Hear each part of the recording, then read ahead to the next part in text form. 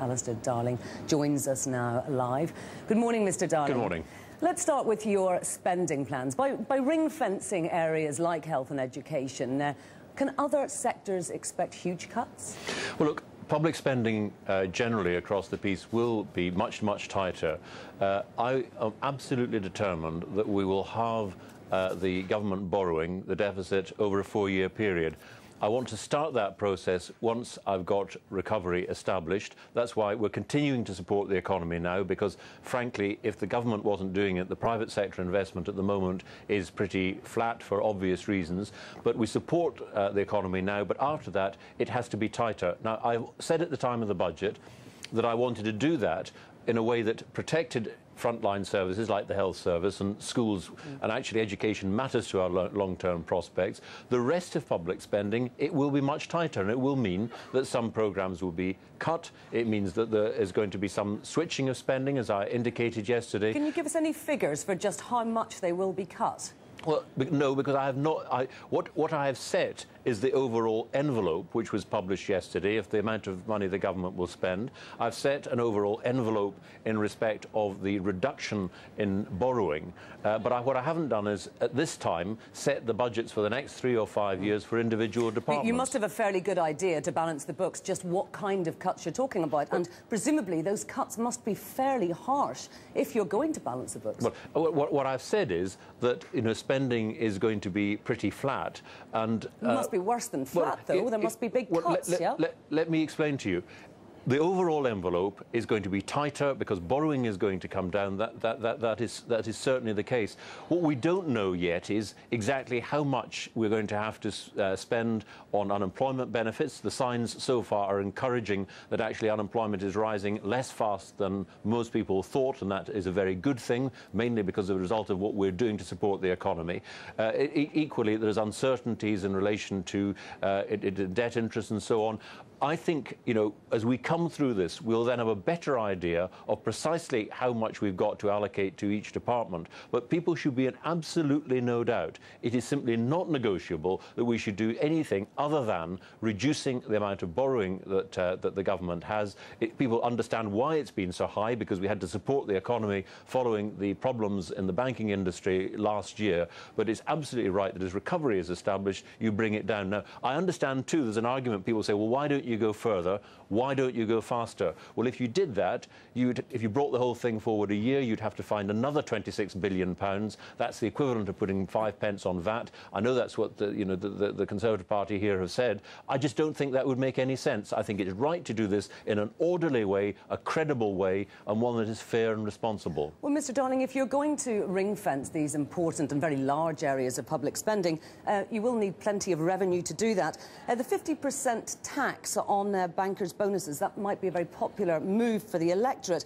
But as you must be aware, the financial services industry has contributed £61 billion in tax last year. Couldn't you just be killing the goose that lays the golden egg? No, I don't think so. Look, firstly...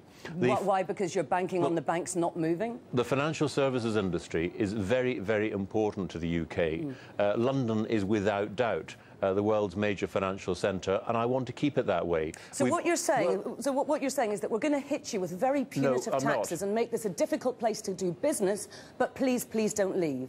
No, I'm not saying that at all. And indeed, yesterday I explicitly said that I had rejected calls for a windfall tax, because if you want banks to build up their capital position... So, sorry, what is this windfall tax on bonuses if it's not a windfall tax? Well, can I just answer your question, if I may?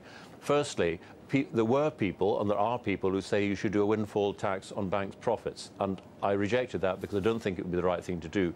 In relation to bonuses, this is a one-off measure, but what I'm saying to banks is that at a time when taxpayers all over the world have had to put their hands into their pockets to stabilise the banking system, and at a time when you really ought to be building up your capital position, you should think long and hard about paying high bonuses to some people who are earning very high sums of money. And what I would like to do is to try and change the whole culture in relation to this industry. It's almost, people think it's a given. You've got to pay these very large sums of money, otherwise you can't get on. Right across the world, frankly, we're going to have to be a little bit more realistic, and that means it means a change in culture. Indeed, Mr. Darling, you can't change this culture alone, though, can you? The danger is, of course, that if you say, OK, we are going to tax bankers' bonuses, we would prefer it if banks didn't give these bonuses, we'd prefer it if they put more money into their capital investment.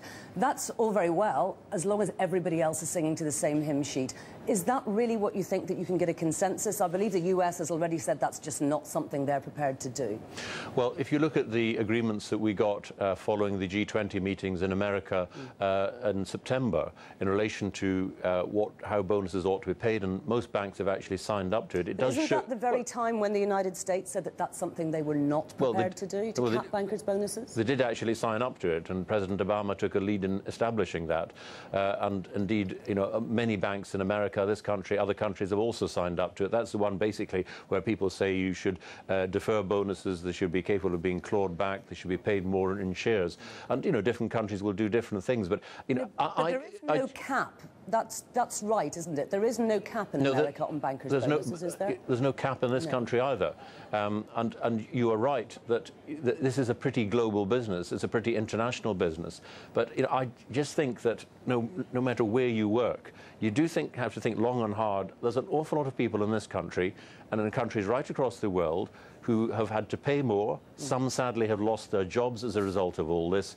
And I think the whole culture in relation to some of these high-paid bonuses, and I'm not against paying bonuses, you know, as a matter of principle, because it can actually be quite good to incentivize good behavior or to turn round a bank or to get something, you know, a change that's positively beneficial. But I just think at the present time, you know, that it would do no harm at all for one or two people just to say, look, this is not the time to be paying out these high bonuses. Mr. Darling, your assessment may well be right, that banks won't up sticks and leave the city because of one high tax on bonuses this year. The danger is, and what a lot of banks are worried about, of course, is that once you've had one windfall tax this year, there might be another slightly different one-off tax next year. Can you give any assurances to the city that this isn't going to become something that happens over the next 4 years while you're trying to get that deficit down? I can say this, that any company, whether it's a bank or anyone else, wants to know with a reasonable degree of certainty what the landscape is in the country in which they're doing business. And I have set a great deal of store over the last 12 years of making sure we've got a stable environment. That doesn't mean that you won't get changes in taxes or regulations from time to time, but a strong and stable environment.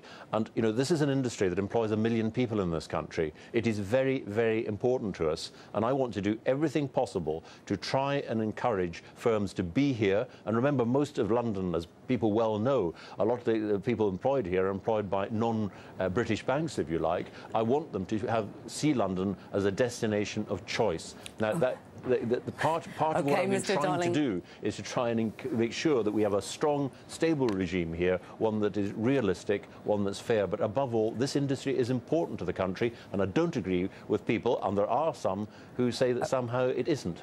OK, Mr. Darling, thank you very much indeed.